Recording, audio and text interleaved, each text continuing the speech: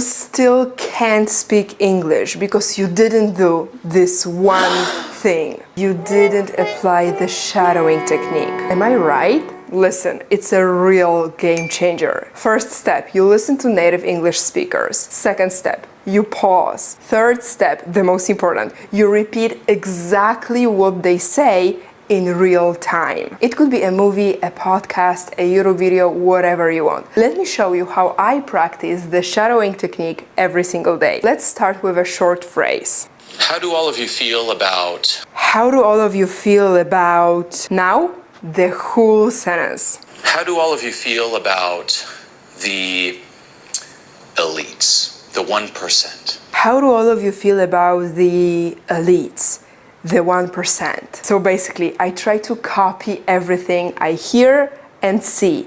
Gestures, intonation, rhythm, copy native speakers for the sake of this practice. This helps you improve your pronunciation, intonation, while training your brain to think in English. It's like 2 in 1. Are you gonna give it a try? Type yes or no in the comments.